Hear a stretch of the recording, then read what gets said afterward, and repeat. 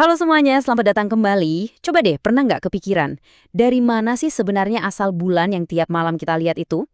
Nah, ternyata cerita yang selama ini kita kira udah final, baru aja diupdate dengan cara yang super dramatis.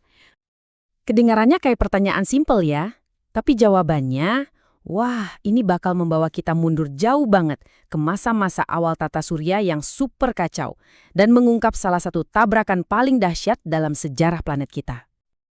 Anggap aja ini kayak kita lagi nonton film detektif kosmik. Udah lama banget ada satu teori utama yang hampir semua ilmuwan setuju. Tapi ada satu bukti kunci di TKP yang anehnya nggak pernah nyambung. Satu kejanggalan yang bikin para ilmuwan garuk-garuk kepala.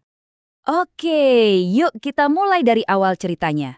Kita akan putar waktu jauh-jauh banget ke belakang, ke masa-masa planet kita masih bayi, di mana sebuah tabrakan raksasa akan mengubah takdir bumi selamanya. Bayangin ya, sekitar 4,5 miliar tahun yang lalu, tata surya kita itu masih liar banget. Planet-planet baru mau jadi, tabrakan di sana-sini itu hal biasa. Nah, di tengah kekacauan inilah, planet bumi kita yang masih muda banget mengalami sebuah pertemuan yang luar biasa dahsyat. Terus, siapa sih penjahatnya? Para ilmuwan menamainya Deia, sebuah protoplanet seukuran Mars yang meluncur lurus ke arah bumi muda kita. Ingat-ingat ya nama ini karena Deia adalah tokoh utama dalam misteri ini. Jadi, apa yang terjadi setelah tabrakan super dahsyat itu?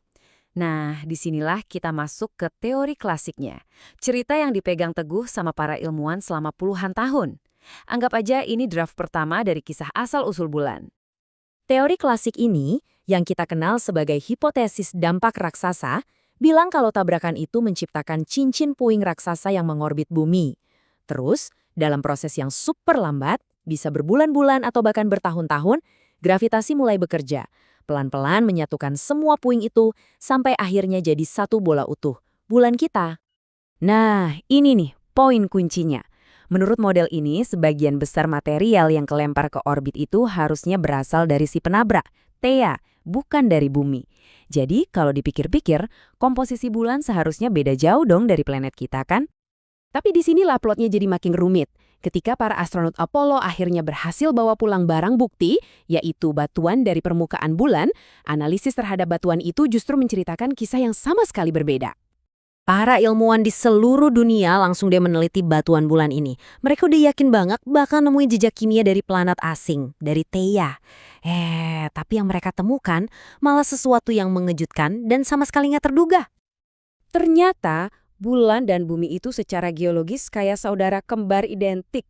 Sidik jari isotopik mereka, yang bisa kita anggap kayak DNA-nya batu, hampir sama persis. Ini bukti yang kuat banget kalau mereka berasal dari bahan baku yang sama. Nah, disinilah letak masalahnya. Kalau bulan kebanyakan terbuat dari Theia, kok bisa DNA-nya mirip banget sama bumi? Apa jangan-jangan Theia itu kebetulan kembaran identiknya bumi? Peluangnya kecil banget. Teka-teki inilah yang menghantui para ilmuwan selama puluhan tahun. Dan sekarang kita sampai ke bagian di mana teknologi modern akhirnya turun tangan. Jawaban dari misteri kemiripan ini ternyata nggak datang dari teleskop, melainkan dari kekuatan luar biasa sebuah superkomputer. Para peneliti di NASA jalankan simulasi tabrakan Theia dengan detil yang belum pernah ada sebelumnya. Resolusinya jauh lebih tinggi, jadi mereka bisa melihat fisika dari tumpukan itu dengan cara yang benar-benar baru. Dan hasilnya benar-benar mengejutkan. Simulasi itu mengungkap sesuatu yang luar biasa. Bulan ternyata nggak terbentuk secara perlahan selama berbulan-bulan atau bertahun-tahun. Bulan terbentuk hanya dalam beberapa jam. Seluruh prosesnya selesai dalam sekejap mata. Kalau di hitungan waktu kosmik. Jadi coba deh kita bandingin. Teori klasik bilang prosesnya lambat, berbulan-bulan, bahan utamanya dari Theia, dan nggak bisa ngejelasin kenapa bulan mirip bumi.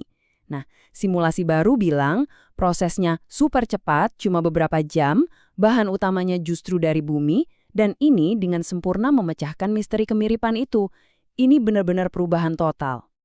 Jadi, apa artinya semua ini? Kenapa penting banget kalau bulan terbentuk dalam hitungan jam, bukan tahun? Ternyata, jawabannya mengubah pemahaman kita tentang betapa dalamnya hubungan antara bumi dan bulan. Skenario formasi super cepat ini berarti tabrakannya jauh lebih kuat dari yang kita kira. Saking kuatnya, sampai-sampai ia melontarkan bongkahan raksasa dari lapisan atas bumi ke orbit. Material inilah yang kemudian dengan cepat menyatu menjadi bulan. Itulah kenapa bulan terbuat dari materi yang sama dengan planet kita. Misteri pun terpecahkan. Jadi, apa kesimpulannya? Pertama, bulan kita lahir dalam sekejap mata kosmik. Kedua, bulan itu pada dasarnya adalah bagian dari bumi, terbuat dari materi yang sama. Dan mungkin yang paling penting, peristiwa dahsyat yang sama yang menciptakan bulan juga ikut andil membentuk kondisi di bumi yang akhirnya memungkinkan adanya kehidupan. Sejarah mereka benar-benar nggak terpisahkan. Dan ini meninggalkan kita dengan sebuah pertanyaan yang menarik banget. Kalau aja kisah asal-usul bulan, sesuatu yang fundamental, bisa berubah sedramatis ini berkat teknologi baru, kira-kira kepastian kosmik apa lagi ya yang kita pegang sekarang yang mungkin di masa depan akan terungkap berbeda? Terima kasih sudah menyimak.